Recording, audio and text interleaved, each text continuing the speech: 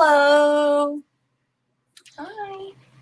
Hello, everybody. Welcome to another episode of BAK BAK. This is an interview series where we talk to different indie designers and small business J-fashion owners about what it's like to run small businesses and what it's been like to, what it is to like to have their brand, the whole experience. Today, I have Christen here with me, who is the owner and designer of Starcrossed Lovelies. Would you like to introduce yourself? Yeah. So my name is Christen. My pronouns are she, her. I started in J-fashion mostly in my local comm, and then I got involved in Paradiso, which is like a J-fashion event for the United States. And then recently I started my own jewelry and accessories brand called Starcrossed Lovelies, which I started in January of this year. Mm-hmm. Yeah, which is, since it was January 2021, we had been in pandemic. So that was so we're going to get into what that was all like a little bit in. So first, let's talk about kind of your introduction to J-fashion and Lolita. How did you first discover it? And did you get into Lolita fashion first, or did you discover J-fashion? So I think a lot of us probably kind of stumbled across Lolita specifically back when Tumblr was a thing. Mm-hmm. So I found it back, I want to say 2009, 2010, somewhere around in there, but I didn't really get involved or start wearing it or buying anything probably until about 2013, I want to say.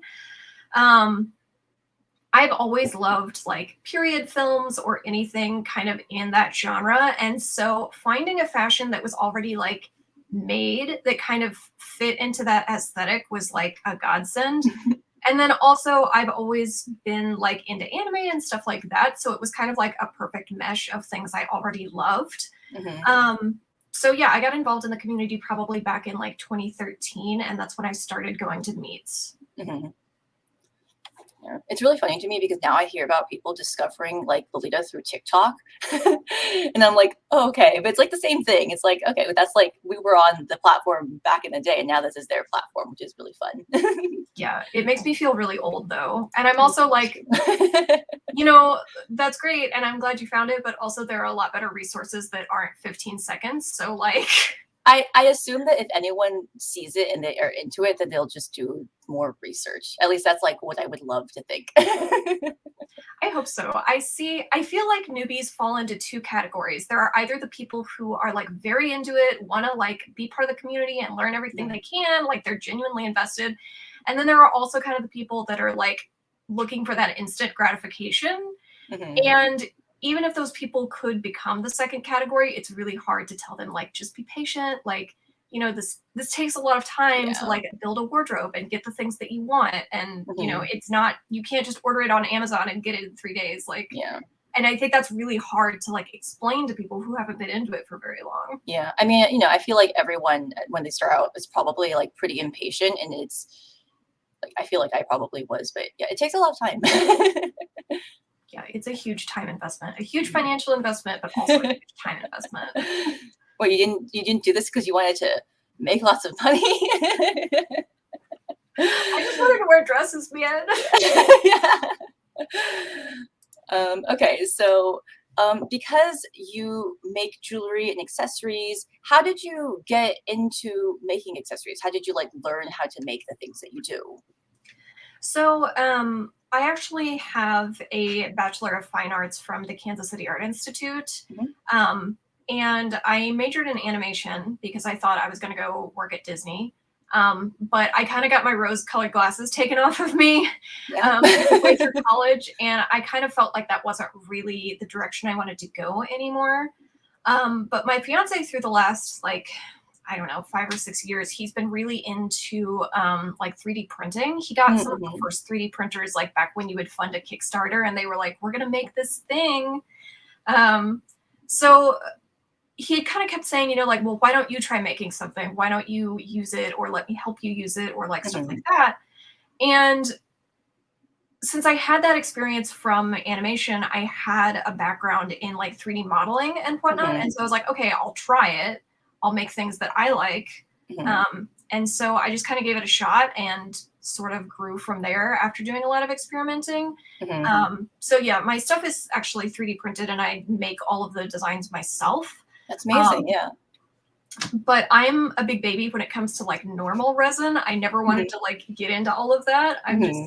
It terrifies me for whatever reason. So the 3D printing seemed like a lot less, I don't know, like terrible chemicals and things that I have to mix and like all of that. So it was like less intimidating, which probably sounds weird to most people, but yeah. Yeah, I mean, definitely, I feel like there's people who are really, really into resin and they can deal with all of the chemicals and stuff, but also maybe they're scared of like learning how to 3D model and like use like the machine.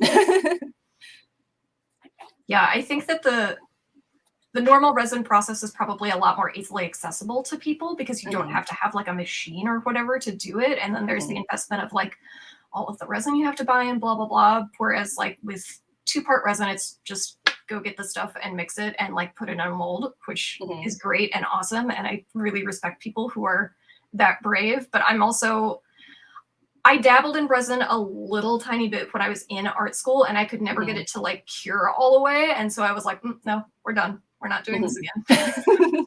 Yeah. But also because you have like this background in kind of like the arts, it also feels like, you know, you're doing something that is very technical, but also has like a really good eye for design, right? Like you're still looking at it from an aesthetic point of view as well, which is very cool.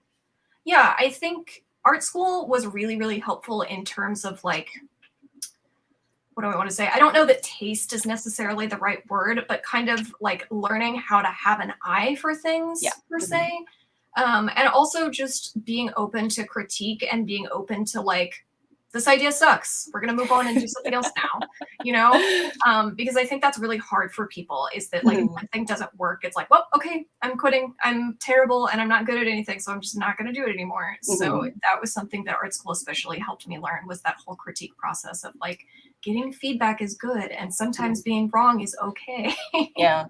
Especially when if you open like if you have a small business, you're going to be subject to critique like no matter what you do. And also, you know, like there's a process of like trying to apply to, you know, vend at different places. It's like you have to be really open to like feedback and the feedback's not necessarily all right, but like having a thick skin. Yeah, definitely. So your brand statement says that you are inspired by magical girls and celestial love stories. What draws you to these themes and like how do you translate them into your designs? So I have always, like since I was little, just really loved like magical stuff. I think my first magical girl anime was this one that my mom had rented from the library.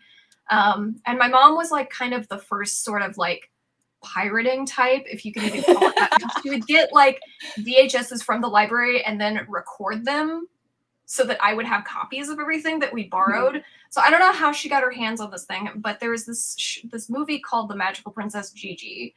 And I was into Sailor Moon, but I saw Gigi before that. And she is like from another planet and she comes to Earth to learn about humanity so that she could be like a better queen when she grows up. But she also has this like magical candy cane that will let her transform into anything she wants.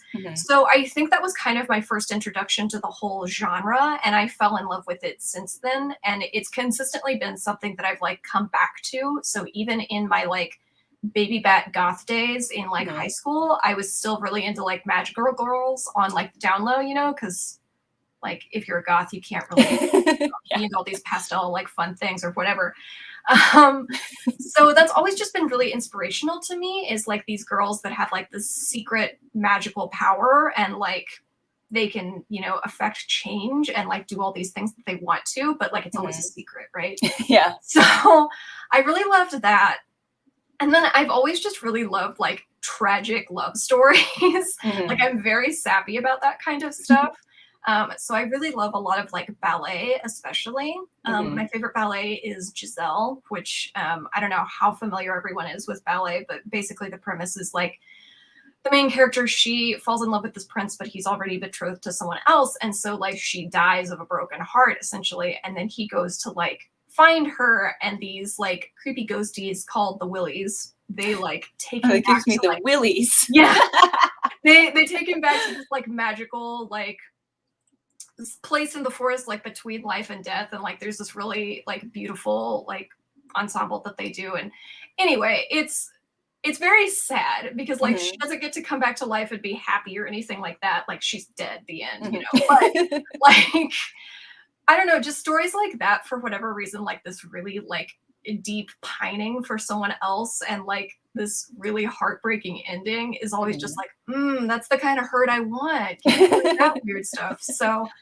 yeah, I really love those sorts of tales. And then I also, I just love anything that has like best friends, like specifically two girls that are best friends. Yep.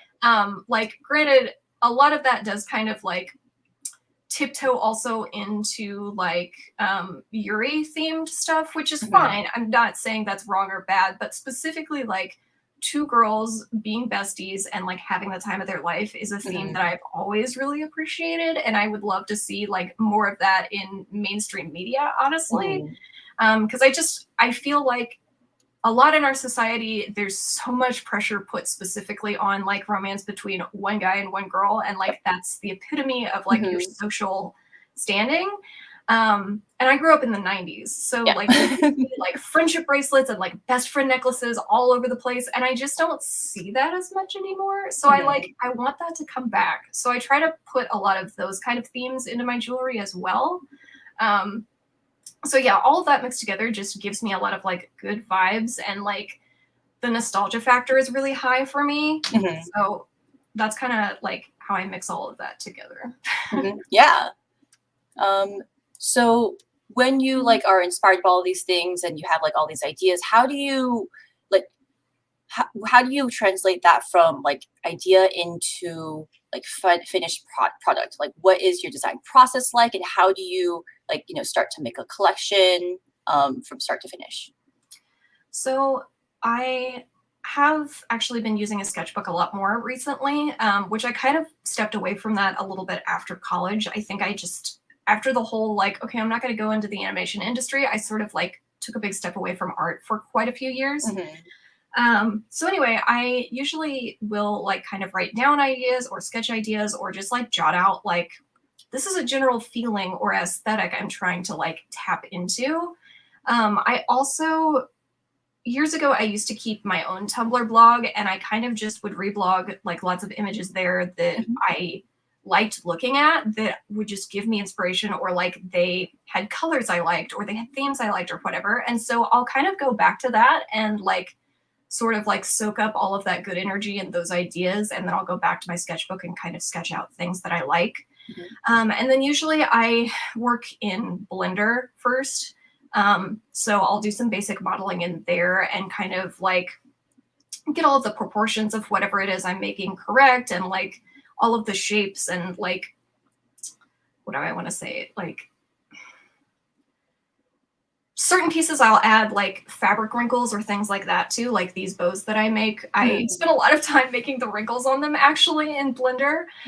So those types of details are really great to do in that program specifically, but then I like to move into another much more simple program called Tinkercad, and that's where I'll add a lot of my like loops so that it can connect to things and then resize appropriately, because there's actually a much better like scaling process in there than Blender has. Blender is a little bit like, I don't know, it's kind of like the Swiss Army knife when you just need to like put bread on toast.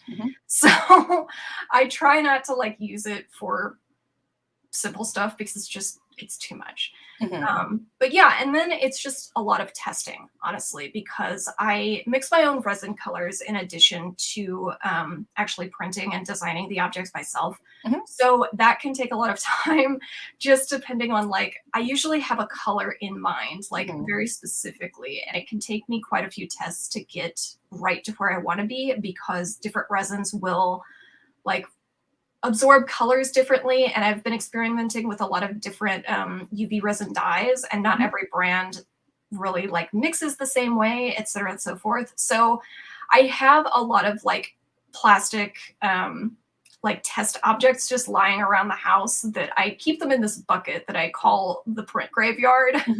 And they're all the ones that I have that it's like, it's not quite the right color of purple, or like it's not quite the right size, or like whatever. So I just have a bunch of these weird things laying around. But yeah, after I get through all of that, then I usually have things that I need to sand or like trim or whatever. And then I always coat everything in like a UV protectant spray, as well as like a clear coat to give them a little bit more stability. And then I end up connecting them to like the rest of the jewelry pieces. So like the actual earring hooks or the necklaces or whatever. Yeah. Sometimes do you like end up making a thing and then you're like, I've made the thing, but I need to improve it, like go back to the drawing board or anything like that? I've had that happen a couple of times, but usually at that point, I find a way to like make it work anyways, because I've already invested all of that time and material in there. Yeah. Because like with the resin I buy, it's not a ton of money, but it is a good chunk every bottle that I have to buy. So I try not to waste it. And I'm like, okay, this didn't work the way I originally planned for it to work, but I'm going to do it this way instead, and we're going to see what happens. So I do have a couple of things like that. Like for whatever reason, I printed a whole bunch of bows in blue one time, and I was like, yeah, I'm really going to want a bunch of blue ones. I didn't need that many blue ones for what I was doing. So I ended up like attaching other things to them, like for earrings and whatnot. And I sold them at a couple of the events that I've been attending recently. And that was a great way to get rid of those materials, and people seem to like them okay. So I usually, that kind of stuff I'll try to keep for like a rainy day when I'm like, I need a thing to put with another thing. Yeah. Because I hate wasting that kind of stuff if I don't have to. Yeah. Yeah. I mean, it's still cute. So, so you started your brand pretty recently. What, like, how long has this been kind of in the making?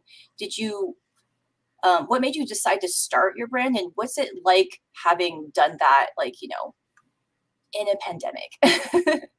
Yeah, so I really kind of solidified the idea of this brand specifically in like November of last year. I've always known that I wanted to like make something creatively and like make art of some kind. It just took me, it just took me a lot of time to figure out exactly what worked for me and like what I could do consistently and not get burnt out on. So I've been thinking about that a lot over the last year, like through 2020 and whatnot. And then I think finally in November, I was like, okay, let's try jewelry. That seems small scale enough that I can keep up with it. And it's something that I have a lot of versatility with. So let's go that direction and see where it leads me.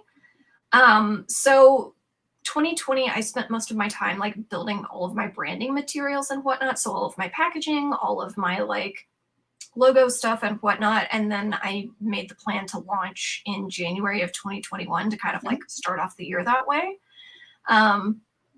So yeah, it really wasn't all that long specifically for like this brand in particular that I spent planning. But I'm lucky enough that I know a lot of other designers, and I have a lot of like friends that are kind of in the community that have done this before or have helped other people do it before. So I feel like I had sort of a step up, like I wasn't starting from ground zero, which gave me a lot of like dexterity in actually putting all of this stuff together and knowing what I really needed to start off with. Yeah, because it definitely felt like when you launched your brand and I like was first seeing like the imagery and like the, you know, the branding and stuff, I was like, okay, this looks like, it looks like you know what you're doing. So it feels like you had like definitely a plan in mind before you actually like went and like launched the thing, which I think it's not necessarily all the case for all brands. It's not like the way that everyone has to do it. It just felt like when you see it, it's like, okay, clearly it felt like you did have like that kind of background. Yeah. I'm, like I said, I'm really lucky to know a lot of people. And since I went to art school, like I know people who are doing different things that can kind of help me in that journey. Like I have a very close friend who does a lot of really amazing graphic design work. And so it was great to be able to like bounce ideas off of her and be like, okay, this is what I'm thinking for XYZ. Like, what do you think about that? How can I do what I'm wanting to do? And she's been incredibly helpful because although I have a lot of background in like the Adobe Suite, for example, like Illustrator has always been like the bane of my existence. And so that's something that she's really good at, which is kind of something you need for like logo design and like some other stuff in that realm. And so instead of me just wasting a bunch of time like trying to teach myself this program, I could be like, hey, can you help me with this, please? What can I do for you so you can help me with this? So I think that gave me a huge advantage, really.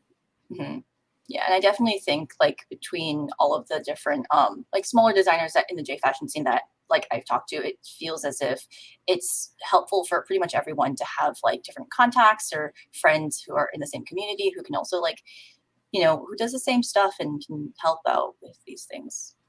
Well, and I think that's something I really, really appreciate in the J fashion community specifically, because I have done a lot of work in like the Kansas City fashion community, and it feels very competitive all the time. And that's something that I don't see as much in J fashion. It feels a lot more like, hey, if you have a question, I can answer that for you. You know, like I'll help you find these sources, or I can give you tips, et cetera, and so forth, which I really, really appreciate because to me personally, I'm too old to like play the competition game anymore. I'm tired. I'm old. I'm over it. Like I don't, you know? And so the other thing that I've come to like believe really strongly is that, you know, blowing out somebody else's candle isn't going to make yours any brighter. So like, why not just support the other people in your community and be a nice person? So yeah, that's been incredibly helpful to me as well. And I try to continue to pass that on to other people. If they have questions about what I'm doing, I'm always down to be like, oh yeah, I found it here. Or like, this is the way I got to where I found this thing or whatever, because that's so much more helpful. Yeah, definitely. And I'm sure like, you know, because you're also kind of like run the con circuit, you also just like have a lot of people that you've known from the past that, you know, you've already had contact with. Yeah, I've met a lot of incredible people through different J fashion events throughout the years. And yeah, I feel like out of any community, the ones in this community specifically, if you reach out to them and you haven't talked to them in years, they're like, oh yeah, hey, I'll answer your question. That's cool. Like, oh yeah, I met you one time. Also, like I met you one time in like 2010. Do you remember me? Yeah, exactly. So you started your shop on Coffee, which is really interesting, and I feel like I don't necessarily see a lot of people start that specifically. What made you do that versus other platforms, and what? And I know that now you've moved a lot of your shop stuff onto the Lolita Collective. Do you want to talk about like how you decided to, what like platforms you decided to do? Yeah. So I have another close friend who does like illustrations and whatnot on Ko-fi. And she had suggested it to me to start my shop off with because this was during the time where a lot of people were having their shops shut down on Etsy. And Etsy's changed a lot of their policies. A lot of like your actual sale ends up going to fees to Etsy at this point in time. And so, yes, they bring traffic to you, but also they take a lot of your profit ultimately. And they have a lot of like regulations and whatnot that I was like, I am too intimidated to read all of these terms of service. And I feel like I need to feel comfortable to list my stuff on Etsy. Yeah. And Etsy's also kind of bad about like takedown stuff. And this isn't necessarily their fault per se, but a lot of fandom stuff will get taken off of Etsy because production companies know that's where people like to list that kind of stuff. Yeah. So I'm not saying that like the legality of fan art is one way or the other. I'm just saying that I've seen a lot of people have that problem. And I was like, I don't want to get tangled up in that mess. I just want a really simple like shop platform to start selling things because I don't know if this is going to pan out long term. And I did look into Shopify, and Shopify has a lot of really awesome features and whatnot. And I think eventually I do plan to move to my own Shopify website. But because there is a monthly fee associated, and again, I was in the beginning kind of like, I don't know if this is going to pan out. I don't want to like pay a bunch of money up front when I don't know how much I can consistently bring in each month, et cetera, and so forth. I was like, I want to just find something really simple, really cheap, and start that way. And so that's why I picked Ko-fi, is because it is really simple.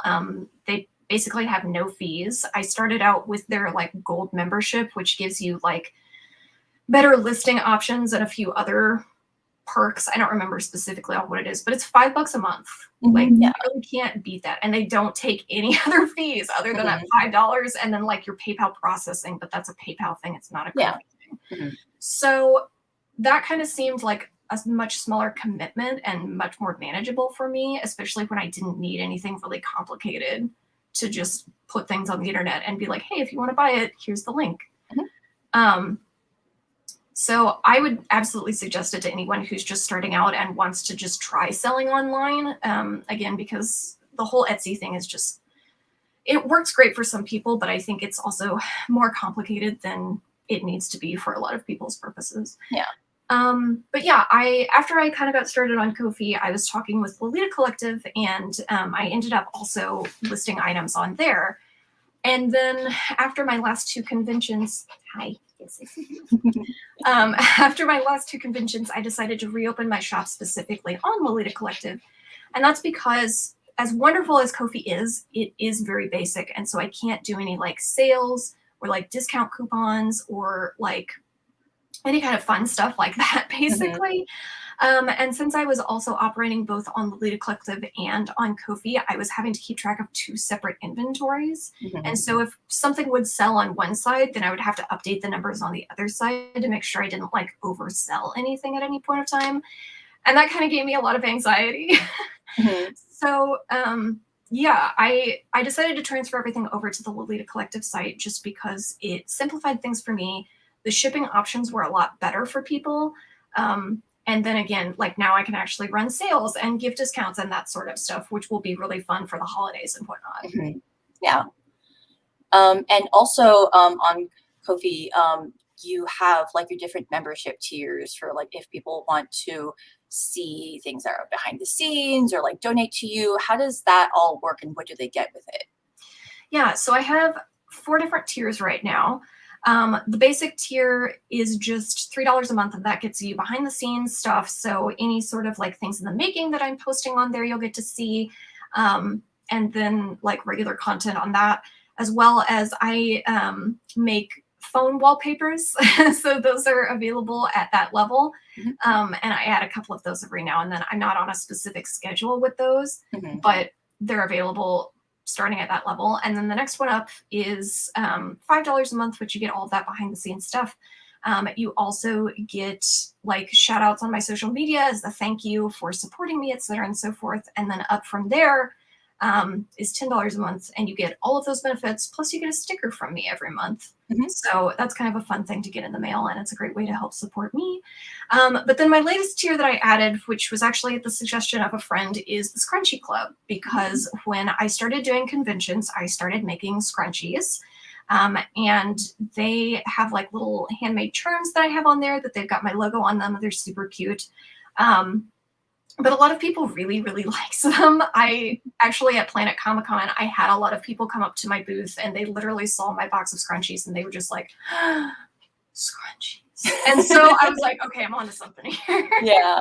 People like scrunchies. So with the Scrunchie Club, every month you get a scrunchie from me, as well as the sticker. You get little treats in the mail. You get a handwritten note, and then all of the benefits of my other levels. But what's fun about the Scrunchie Club is I'll be picking a specific fabric for each month that I won't be using for any other scrunchies. So they're like kind of exclusive and won't be done again. But yeah, so it's like a little subscription box where you get cute little scrunchies in the mail every month. Yeah. I feel like I remember a time like, I don't know, high school or something where it was like scrunchies are not cool. No. And then like all of a sudden everyone's like, yeah, scrunchies. We're gonna wear them. We're gonna wear them on our wrists. We're gonna wear them everywhere. Like scrunchies are super cool again. Well, and this is just my theory, so like maybe I'm full of it, but I think that in the last few years, especially with the pandemic, like all of us in the kind of like millennial age or like somewhere close in that peripheral, like we just want soft things that remind us of our childhood, and scrunchies do both of those things, because in the 90s, everybody wore scrunchies all the time. You couldn't go anywhere without seeing them. And they're really soft. And I just want something soft and comforting when I have to go out there in a panini and deal with all of these people that don't want to wear their masks or like, you know, whatever else. So yeah, like I feel like it's like a comfort option. Yeah. And for your fabrics that you choose, do you choose them from like commercial fabrics, or do you design something and like have it printed? God, I wish I could print my own scrunchie fabrics right now. That would be amazing. I do. So in my sleepwear collection, these ones are my actual like fabric design, but the ones for the Scrunchie Club and the space scrunchies are actually just like commercial fabrics that I buy a little bit of at a time. I usually try to find ones that have like a nice texture that I just like to touch a lot. Mm-hmm. So I've been using a lot of minky fabrics that are like super duper soft and squishy. Mm-hmm. I keep joking that I just want like a ball pit full of those minky scrunchies to like jump in because they're so soft. But I also use like some fun like lycra kind of fabrics. So they're not quite like latexy, but they're sort of in between that and like an athletic stretch. Mm-hmm. So those are fun. But if the fabric doesn't meet either of those like fun texture qualities, then usually I'll pick something that has a really, really good print on it. So something very spacey and like adorable that I like. Mm-hmm. And speaking of, I guess, fabric and your clothing collection, you started with jewelry, and you have expanded pretty recently to do like a full clothing collection. How did that all come about? And do you plan to do more clothing in the future? Yeah, so I originally was like, yeah, we're just gonna do the jewelry because I can like mentally keep up with that. Like that's something I can manage in-house and I don't have to like buy a bunch of additional equipment for, et cetera, and so forth. But I really wanted like more like cute things to wear when I'm not in Lolita. And so something that I had been discussing with another brand friend of mine for a long time was like sleepwear. I was like, I just want cute sleepwear because I can go to Target and sometimes they have cute stuff, but I just want something that I can wear around the house that makes me feel cute, but also I could wear it with Lolita and it makes me feel cute. So that's kind of where the whole idea started. And I finally just felt comfortable enough to be like, okay, like let's try it. Let's do this and see if I can make it happen. So that's when I started building my fabric print. And I wanted to pick something that I felt was just comforting and really enjoyable, like across all kinds of like fashion genres. So not just Lolita, but also like Fairy K or like Otome K or Uchu K or any of that kind of stuff that people are like, yeah, I just like that and I want to wear it. And so that's kind of why I went with the like clouds and the pastel colors and moons and stars, is because I feel like that's something a lot of people are just like, yeah, that makes me happy. Yes. So yeah, and then I wanted to like do not just the robes because I've always really loved the like peignoir look with Lolita. So I wanted to pick something that could kind of achieve that, but could also be worn casually. But then I also wanted to do like shorts for sleepy time and then scrunchies, of course. And then I also found these like giant heart-shaped tote bags that I was like, ooh, I love these so much. Like I need to put something on them. And so that's why I decided to include those in the collection, is because I kind of enjoy seeing them as like an overnight bag, like your slumber party bag that you're gonna fit all of your stuff in. But they're huge, so you can literally fit an entire pillow in them if you need to. But yeah, and then the leggings were actually added sort of at the end by a suggestion of another friend of mine. They were like, yeah, this is great, but I want leggings. And I was like, okay, but I'm not super crazy about the fabric that a lot of like leggings are made out of, like that stretch athletic stuff. Like it's fine. It's not that it's a bad fabric. It's just that's not something that I'm personally like, yeah, that's my favorite fabric. But I found the production place that I have all of this stuff made at, they actually had what they called a velour fabric for their leggings. And I was like, ooh, okay, let's try that. And so it's not as plush as I was hoping that it would be, but it is definitely like way softer than normal legging material. So that kind of worked out, I feel like. So I included those in the collection as well. And I've been wearing mine a lot lately just because they're like soft and comfy and whatnot. So yeah, I mean, I definitely feel like it's a good time to be doing like sleepwear or like loungewear, just because, you know, some people might be going out, but also a lot of us are still staying at home or, you know, want to be comforted. yeah, for me especially, I've realized over the last like I want to say 2 years or so that I'm just so much happier wearing like soft, cozy material that it's just like my human thunder shirt. It's like being hugged all the time. So I've gotten rid of a lot of my more like restrictive sort of clothing and whatnot. I just don't wear it anymore. And I've kind of opted to get like big cozy like sweaters and whatnot, or, you know, just comfier pants or like comfy skirts and things like that. And so I think a lot of people are also kind of in that boat that they're just like, I just want to feel cute and I want to feel soft and I want to look kind of cute at home, even if I don't feel like putting on makeup, etc. and so forth. So yeah, I think sleepwear is something that a lot of people have been investing more in lately since they're home so much more. Yeah. Even so, I feel like a lot of your pieces, like separately, if you wore them like with a cord or you wanted to incorporate them with different J fashion that wasn't necessarily sleepwear, it still feels like it could be pretty easily brought into like, you know, more of a dress up J fashion realm. Yeah. So actually my Manny over here, she's got, let me see, how do I get this? There we go. Okay. She's got an AP dress on that I have, but then I also put one of the little robes on top of her. And I actually wore this at Dragon Con, and it was the comfiest thing I think I've ever worn in my life. But the robes are made out of like a really light chiffon. And so they're just really flowy and like fun, and they feel kind of magical when you wear them. But I think with or without the sash, they still just add a lot of fun to whatever it is that you decide to wear that day. I've actually been wearing mine at the office a lot lately with just like a t-shirt and jeans, and I'm just like I'm a little clown, you know? So yeah, I kind of like being able to be casual or be like fancy J fashion either way with them. Yeah. So, you know, now that you've done like this one collection, do you think you're going to do more clothing, or do you think you're going to like go back to doing just like more accessories before you think about it? No, I actually have way too many plans for other clothing items right now. Since this did work out pretty well, I'm feeling confident enough to keep trying different things. I have quite a few ideas that are like bubbling around in my sketchbook and whatnot. It's just a matter of me actually having the time to make them happen, because I am still working 40 hours a week right now, and so it's difficult to manage that with you know, owning a brand and fulfilling orders and all of that kind of stuff, and just being like a normal person, you know, like showering and having dinner and doing laundry and like you do that. I try, you know. So yeah, that's kind of my biggest struggle right now, is just having the time to do all of the things I want to do and execute all of the ideas that I want at like the level that I want to do them. Because I think there is something to be said about actually doing things, even if they're not perfect, when you kind of like pop them out into reality. But there's also a certain level where it's like, okay, it has to be at least like this level of acceptable before I'm going to show it to the public. You know, it doesn't have to be like Vogue, you know, Met Gala, whatever level before I can put it out, but it needs to be like here at least. Not this year's Met Gala.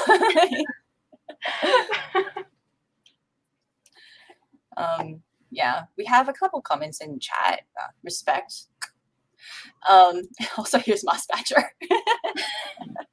Hey, you know, yeah, if you're only showering once a week and that's all you can do, that's still okay. And even if it's less than that, I like to take what I call like a whore's bath sometimes, which is just like wipe down the stinky parts so that you're not stinky anymore. And that's acceptable if you're in a crunch. So I've been there plenty of times in high school. It's totally okay. Yeah, recently for like, because I've been working on the upcoming event, I've been like coming home and like working from like coming home all the way to like, you know, past midnight or whatever. And I'm like, I don't have time to like cook. I don't have time to eat. So my boyfriend's just been making like cheese quesadillas because that's kind of all he knows how to make. And I'm like, this is fine. It's okay. It's sustenance. It's okay. But yeah, he's trying. I'm lucky that my fiance is actually a really good cook, and so he's always like cooked everything for us, because if I try to make anything, he's like, yeah, it's okay, but it kind of tastes like garbage. And I'm like, yeah, okay, well, then you can cook. I'll just have my little like Kraft mac and cheese over here and be perfectly fine with that, and you can make your fancy stuff for later. Like, yeah, like, oh, sorry, I can't cook. Guess you're gonna have to do all the cooking. Oh no. Yeah, hot tip for designers and owners of small business. Get someone who knows how to cook. Okay, so speaking of like all the things that you do in terms of like time commitment and you know, responsibility, besides running your own brand, you also are the director of Paradiso, and you've done a virtual event pretty recently in the past, and you're going to be doing in-person stuff in the future. What are your responsibilities behind that kind of entail? Like what like how much time does it take up, and how do you do that in conjunction with running your brand? So that sort of stuff does really take up a ton of time, especially depending on how many people are involved. And we are really lucky with the gala that we have a lot of really wonderful, dedicated volunteer staff and long-term staff that help us with things. Um, but there is a lot of work behind the scenes that it's not really convenient to communicate those tasks to someone else. Like the amount of time it would take me to explain how to do it to someone else and answer all of those questions, I could just do it myself. And so unfortunately, I'm really bad about just like hoarding all of that stuff myself and doing all of it, because I'm like, I don't want to bother you with this nonsense. Like, I'll just do it myself. Yeah. So I am really bad about like not scheduling time to be a person. And it does kind of overload my schedule a lot of the time. I know that all of the staff is working really hard to kind of figure out how to better manage those tasks and split them up more evenly between everyone involved. But it's definitely a struggle, especially as we continue to grow each year, because problems that we solve one year, those are resolved, but then there's a new problem because something else new happened. So it's always just kind of like a balancing act for everyone. I would say definitely the closer we get to the actual physical event, that's usually when I'm like the busiest. Usually May, I'm just like, don't even talk to me. I'm busy every moment that I am awake. So just don't ask anything of me. But then usually also when we're booking venues in the fall, things get a little hectic then as well, because a lot of times we're having to physically go to locations and be like, okay, do you have this? Is this going to work? How can people get in? How are we going to manage this with like ticketing, et cetera, and so forth? So that sort of stuff really does take up a lot of time. And I'm not quite sure yet how I'm going to manage the two simultaneously. Probably what'll end up happening is that I will just close the shop for a while whenever I really have to like focus on the event.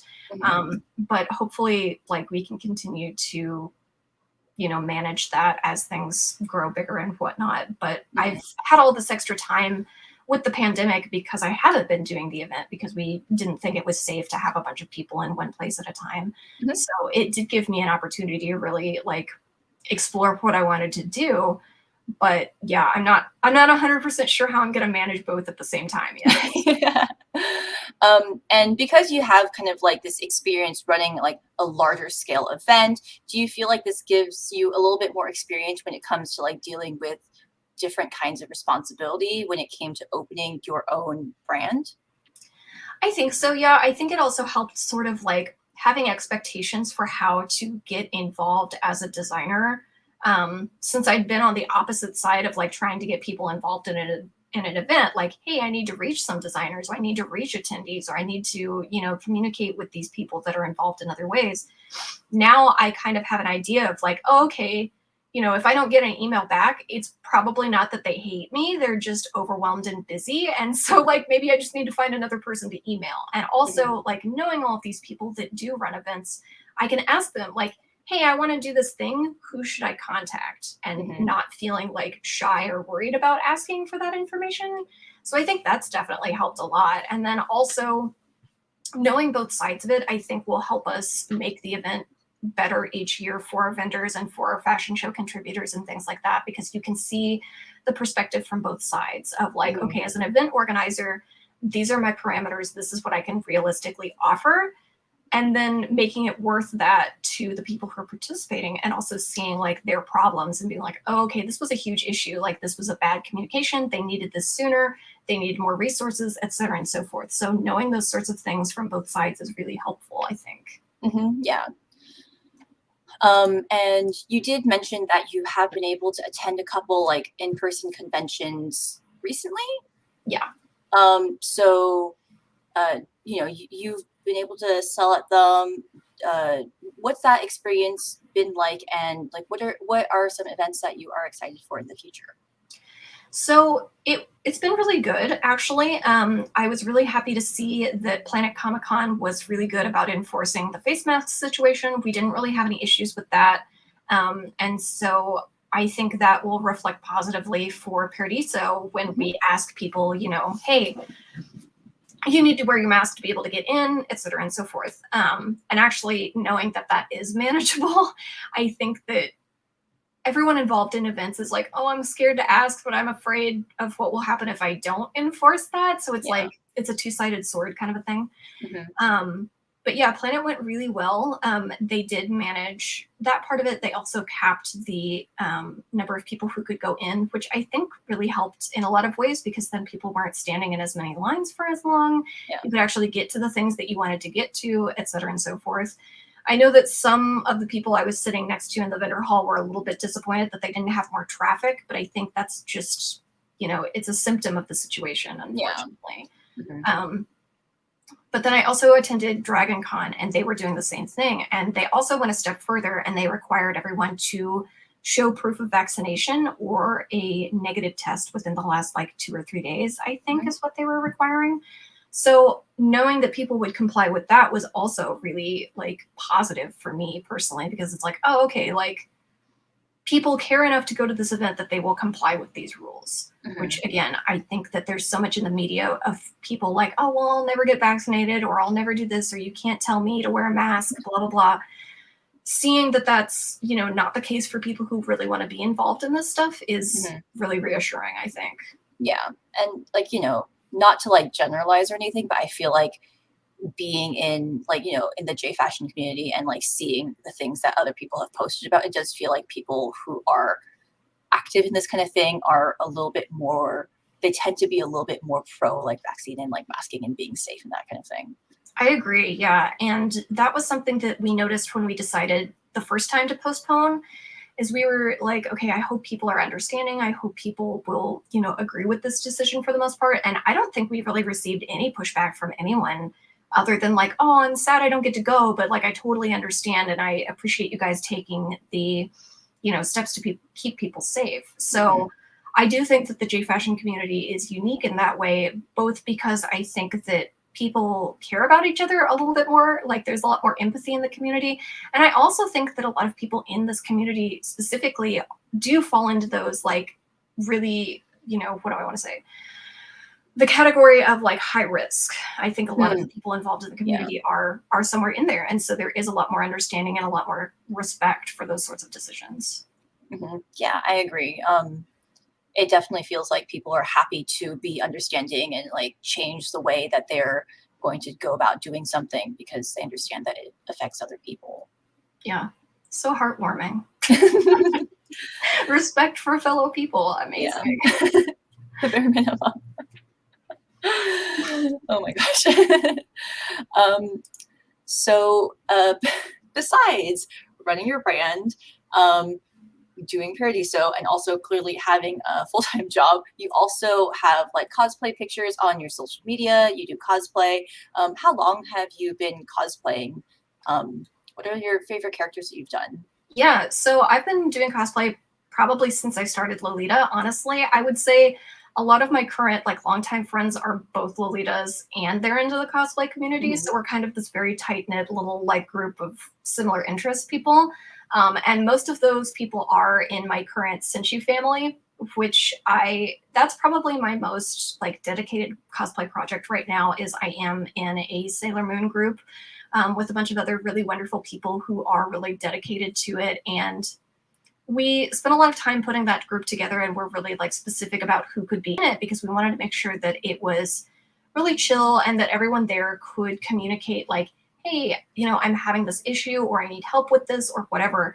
And that seems really simple, but for whatever reason in the cosplay community, I think that is really difficult for people, either because they're intimidated or like they don't feel like they'll be heard by anyone else when they say like, I'm not okay with that, or I need this help, or, you know, et cetera and so forth.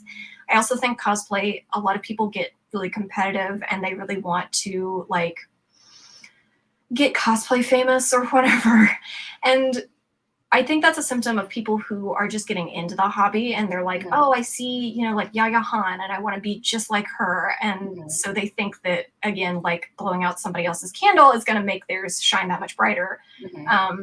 But everyone in our group is really like supportive of each other. And whenever we go on photo shoots or whatever else, I see everybody else like trying to take care of one another. Like, oh, sweetie, like your bow is crooked. Like, let me fix you. Or like, oh, you got hair over here. Like, let me fix that. Or like your lipstick came off or, you know, whatever else. And it's really heartwarming to see all of them like together and, you know, taking care of one another. And I'm just like, oh, you're so cute. I love you guys so much. But yeah, that's pretty much the main cosplay thing I'm doing at this point in time, because everyone in it is so responsible and like easy to communicate with. In the past, I've done a lot of competitions and whatnot, and while it was really fun and I learned a lot of things, it's incredibly stressful, and I don't think that's something I could manage at this point in time. There are some simpler things that I'll do like on my own just for funsies, but honestly, the Scrunchie thing is probably my main like cosplay thing and probably will be for a while until I either, you know, don't have a 40-hour-a-week job anymore or something else changes. But as far as like favorite characters, not surprisingly, I love magical girls. So right now I'm our Sailor Neptune, but I also like to cosplay as this character named Princess Craigie from a series called Princess Tutu. She's also a magical girl and also a ballerina. Duh, because, you know, those are my things. And then I really, really love Revolutionary Girl Utena. I've cosplayed her once before. I plan on doing it again sometime in the future. Who knows when exactly, but I absolutely love her. She's actually something I really want to incorporate in upcoming releases at some point in time, as well as Princess Tutu things. So those are all really important to me. And then non-magical girl wise, there's a series called Rose of Versailles that I absolutely love. It's actually my favorite show. Super wonderful, very dramatic, lots of sparkles and harpsichord for some reason. But the main character, her name is Oscar, and she is like this lady knight for Marie Antoinette, and it's fantastic if you're into like older like shoujo anime. But I've cosplayed her a couple of times and I really love her. I actually have her sitting up there on one of my shelves. I have like some art books and I've got the DVDs up there, and I did buy the Rose of Versailles like makeup when I was in Japan, and I was like, I'm not opening these are staying up here on the shelf with all of my other Lady Oscar stuff. So those are all definitely a big influence on like me personally, and then also my work as well.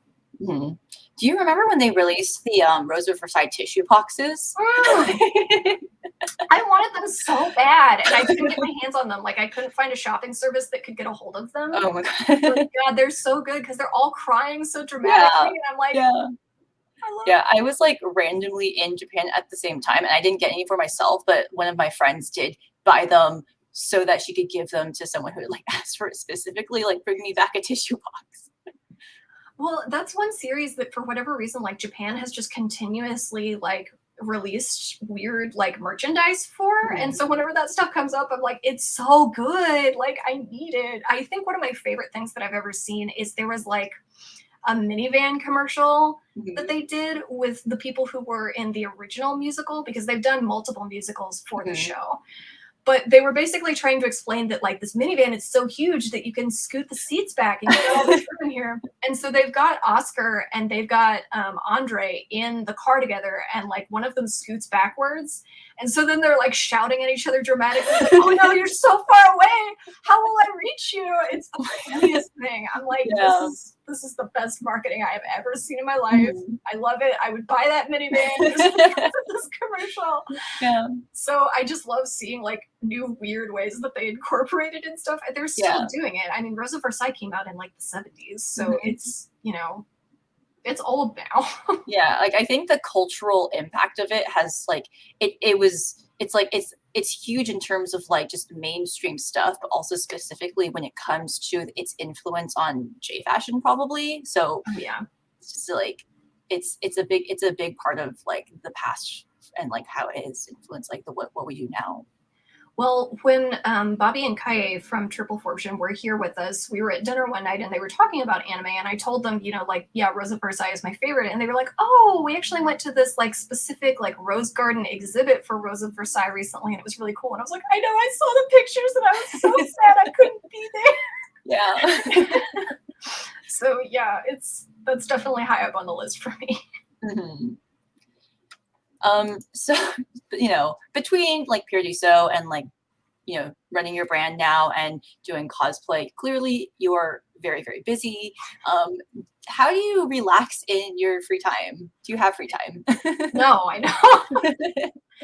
I'm working on letting myself have free time. I'm really bad about letting myself take breaks. Like, to me, it's always, oh, you can have a break when you get this stuff done. But I'm trying to shift my perspective to like, rest is required for good work. It's not a reward for good work. Yeah. But that's really, really difficult for me. So kind of right now, my in-between is that I will let myself play Animal Crossing, because I'm like, okay, I'm doing tasks for my villagers. So that's kind of like work. Oh my gosh. I'm like, No, all right, you're not I'm technically employed. You're paying a debt. Yes. Yes, I am.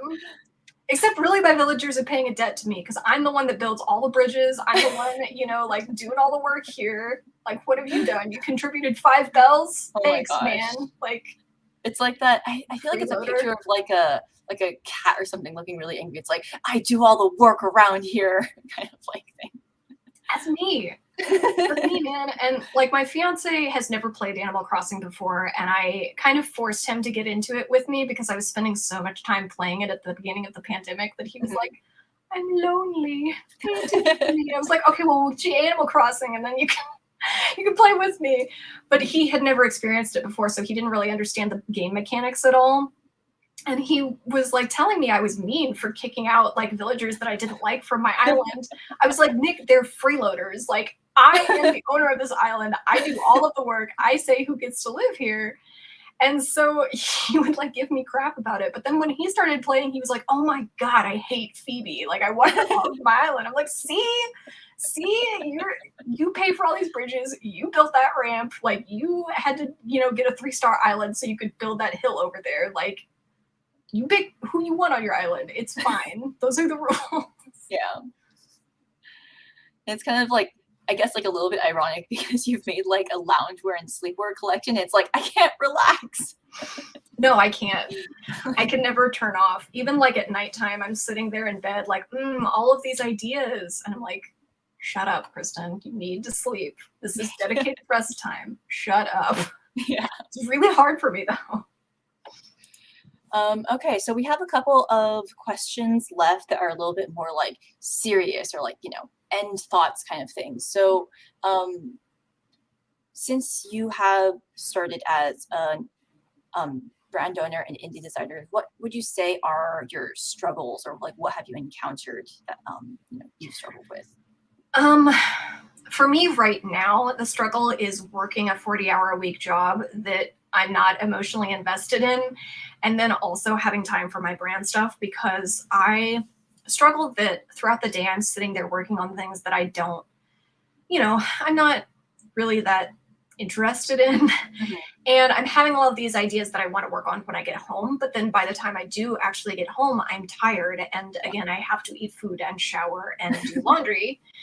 And so finding the time to sit down and make those things actually happen while also like being a person is really difficult. And it's easy to get discouraged, I think.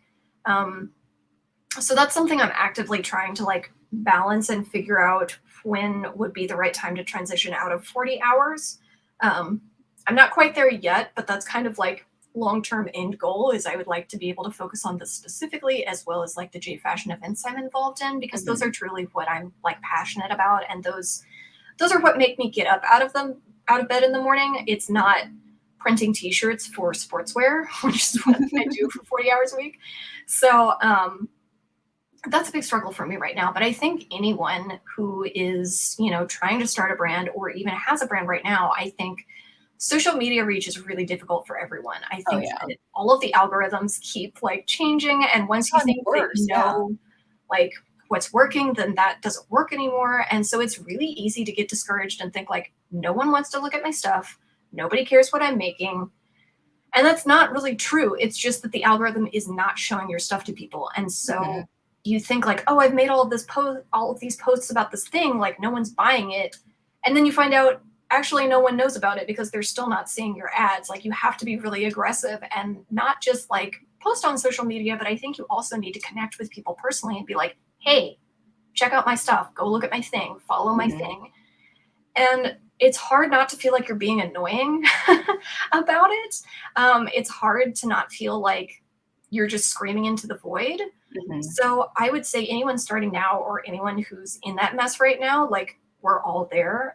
And, you know, sometimes you just need to find someone to commiserate with and be like, like I haven't gotten any followers in like weeks. Like, does anyone care anymore? And then you have that other person that's like, yes, friendo, I care about your stuff. Like, I'm gonna look at it right now and put it on my story. You know, so just trying to find people like that in your community that are supportive of you, and then in turn you can be supportive of them in the future has been really helpful for me to keep me from getting discouraged on that kind of stuff.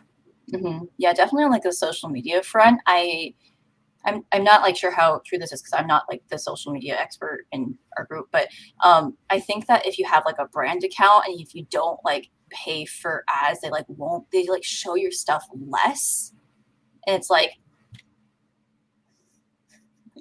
thanks.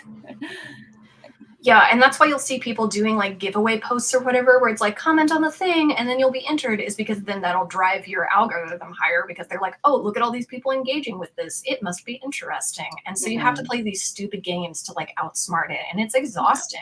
Yeah. It's exhausting not only to post every stinking day, but then also come up with ways to outsmart whatever it is you're doing. And it's like, you are both helpful and terrible at the same time. Yeah. If you could tell one thing to someone who is interested in becoming an indie designer or a brand owner, what advice would you give them? I would say my biggest piece of advice is that the fear of failure is much worse than like actual failure. I know so many amazing, talented people that have all of these ideas, but they're too scared to actually like commit to them and do them, or like they don't think it's important enough that they should go ahead and like invest the time and actually make it happen. And to me, I'm like, just do the thing. Whatever it is, just do the thing and put it out there. And that's a better start than having done nothing at all. Even if it's not great, just do it.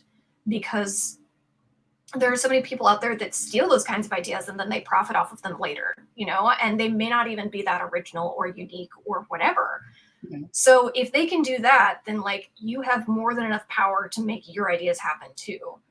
But yeah, it's really sad for me to see so many artist friends I went to school with or so many other people in like the fashion community that I love. And they're like, yeah, I want to do this. But everybody thinks it's dumb, or like no one likes my stuff, or like I'm scared that they're going to think I'm stupid and they're going to put me on CGL. And I'm like, just post the thing, please, for the love of God. Just put it out there. Like, I like it. I will come like your picture, you know? But I think that's really, really hard. It's a big hurdle for people that want to get started. And having a thing that is not perfect out there is better than having an idea that has never become a thing at all. Yeah. So. Yeah. But probably like a huge part of that is, you know, you have to both be able to be capable of like, you know, you're capable of doing the thing, you have all the good idea, but also you have to be able to like get past the mental hurdle of like doing it and also be able to roll with like the punches, as it were, right? It is hard. And I think that there are always going to be days where you're like, everything I do sucks and I should just quit. But like, you just have to be willing to like take a break when that happens and come back to it when it's something you're passionate about. But there's an example I always love to give to people, which there is a cosplayer in our local community that he's very awkward. His work is not really like, from a craftsmanship standpoint, it's not great. He posts on like YouTube and TikTok all the time and has hardly any views at all. But he's been doing this for years. And like at one point in time at our local convention, he would like print out photos of his cosplay like on his home printer and then like sign them himself and sell those to people. several people actually did give him several cash dollars for those pictures. So I'm like, okay, you might think he's a ding dong. You might think that his work isn't great. He still has $2 more than you do. Yeah. Like, someone gave him those $2. And the other thing is, this makes him happy. This is what he wants to do, and he doesn't care if anybody else thinks he's stupid. So, like, if he can do that, you can do your thing too. There's no one that says you cannot do it. So please go do the thing. Yeah. But I just reflect on him a lot because, like, you know, it's just like a perspective of like, I'm going to do this because it makes me happy. And I hope that more people will fall into that sort of way of thinking over the next few years. So what are your plans for your brand going into the future? I definitely have more plans for apparel items. Right now, I'm actually working on Halloween stuff, so that's pretty fun. I'm waiting for some samples to come in right now that I'm really, really excited about. So that's like immediate future stuff. But long term, I'm actually hoping to have some of my own like patterns made so that I can send those off to, you know, be my own garment, and then also have my own like printed fabric to make those items with. So we'll see how that goes. That's definitely a big like long-term thing. And then I also, like I said, I really love Utena, and I've been wanting to do an Utena inspired collection of things basically since I started doing all of this.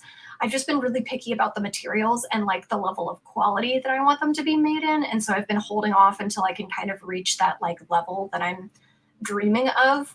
So that's something that's always on the back burner that I will continue to think about until I actually make it happen. But one day it is going to be a thing because I love Utena, and I don't feel like there's enough like fan art or merchandise or anything out there for it. But everyone I know who has seen it is like, it's the best show ever. So I really want to see more of that out in the public, and I'm hoping to make that happen probably in 2022 at some point. Yeah, and we guess we did talk about your most recent collection, but is there anything else you would like to shout out? Oh, I know people have been really interested in my Lunar Moth jewelry stuff, which I actually, I released that for the event that we did for Bay Area K. I'm hoping to have those ready in the next couple of weeks. It's just that they were really fragile when I first made them, and so I'm working on the design to try to make them less fragile. And I've also been testing new resin types to see if I can find something that's stronger. So not only has that been taking additional time, but also like the actual work once they get printed is pretty intensive, because all of the line work I hand paint myself, and then they have to get sanded, and then they have to get coated, and then they have to get like put together and whatnot. And that hand painting takes a lot more time than I was initially expecting for it to take. And so, yeah, it's just a little bit overwhelming again when I'm doing multiple other things with my time as well. But I'm really hoping to have those ready sometime in October for people. Yeah.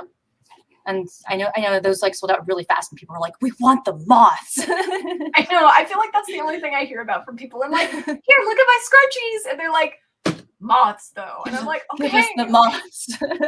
What's your moths, all right? Just thank you for your support. Yeah. So yeah, that's kind of all of the questions I had prepared. I'm not sure if anyone in the comments has, anyone in the chat has any comments or anything. So feel free to put those up if you have any. Other than that, where can people find you on the internet? On the internet, you can find me mostly on Instagram. That's my primary like social media outlet for most of my stuff. I do repost over to my Facebook page, and then I'll post on my personals as well. But Instagram is usually where I post stuff first, other than if you're a Ko-fi subscriber, then you get that behind the scenes stuff as well. So yes, thank you. That's my fancy Instagram URL. Yes. Go ahead. Oh, you're good. I was going to say, you can find all of my apparel items as well as all of my jewelry and accessories are on the Lolita Collective website now, and that link has been updated on my Instagram profile as well. Yeah, we have a comment here that says that they're glad that Lolita Collective carries your stuff now. Me too. Lolita Collective is so wonderful. Emma at Lolita Collective has been incredibly helpful in helping me build my brand and like be confident about selling things. And She's just wonderful. So that's something else. If anyone else is thinking about starting a brand or has one now and wants to continue to grow, definitely partner with Lolita Collective. They're really wonderful for this kind of a thing. Yeah, they're a really good resource because they also like have been around long enough that they like know like where to get things done and like how like the business side of everything works. Well, and even for newbie Lolitas, like they have so many resources as far as like actual clothing goes. And, you know, it's a trusted source, unlike a lot of the other ones out there. Yeah. So that is the link to where to find you on Lolita Collective. Thank you. And, oh, whoops, I posted the same thing twice. That's not what I meant to do. Here is where to find you on Ko-fi, where people can get extra perks if they support you. And more scrunchies. Scrunchies, yeah. You can like make like line your arm with scrunchies once you collect all of them. Oh man, should do that. I've got a couple of these ones. They're not. These ones are really big, by the way. They're the ones from my collection are like velvet, so they're extra soft and squishy, and these are like thick boys. So if you have like hair, like you can fit it in these ones. Yeah. Oh, here we have a question. What is your favorite item from your new collection that you wear every day? Definitely the robes. I wear them at work all the time. And my coworker's like, "Oh, that's fun. Like, where'd you get that?" I'm like, "I made it." No big deal. I mean, it's not like I'm that big of a deal, but I'm kind of a big deal. But yeah, they're really fun and like they're so flowy. You know, I just feel like a wizard. I'm like, yeah. So like I wear them. I love the idea of also being able to bring like cute, like, you know, not only did you make it, but it's also like bringing like that aspect of cute into like your normal everyday life. Yeah, I think sportswear needs more clouds, honestly. Yeah. I want it. I need it. Like, exactly. Yeah. Which is how everyone should be, really. But, you know, it's hard to get over that.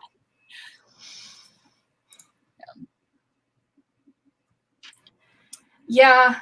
Yeah. And that's why I want more like cute pastel leggings. I know that's a lot of like what I see out there anyway, but I'm also like, clouds though. Can I just put clouds on everything? Yeah. Yeah, I definitely feel like, you know, there's a lot of sportswear out there that like does like maybe they do like a pastel thing, or maybe they'll like, you know, remember like Tumblr, Black Milk, Galaxy. You know, there's a lot of things that do that, but also when you come at it from a directly like J fashion point of view, it does still translate kind of differently.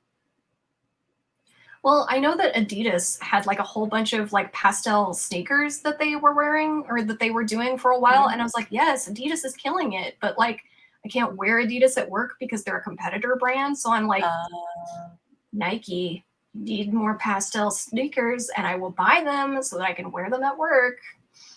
Yeah. I can keep dreaming. Yeah, tell them. I tell my manager all the time. She's like, I know, but we don't have any control over that. I'm like, they can't just make it for you. I need it though. Yeah. Okay, so if we don't have any more questions, I think it's cool to wrap things up. Thank you so much for going in depth with like all these. I had a lot of personal questions. I was like, how do you do these things? Yeah, well, thank you so much for taking the time out of your day to host this and for all of the other Bay Area K events that you participate in. I know that's been really helpful for a lot of people throughout the pandemic. So honestly, just thank you so much for the time investment and, you know, being there and being present for everyone. I think it's been super helpful for a lot of people that were feeling like isolated and whatnot. Yeah, I think, you know, on the whole, I would like to think that the J fashion community has really, really pulled it together in terms of like being supportive and, you know, seeing each other, like, you know, being willing to, I don't know, do things to make each other feel more comfortable. Yeah, I agree. I've really enjoyed seeing the ways that people are like finding ways to do that. So, yay, good stuff. Yeah. And in the future, you're also going to be doing the in-person Paradiso, so everyone can look forward to that. Yep. We will be having more announcements about that soon. We're just finalizing some paperwork and whatnot, so people can look forward to more information soon. Yeah. Okay, so I think that's everything. Thank you so much. Thank you. Okay. And goodbye, everyone. Thank you for joining.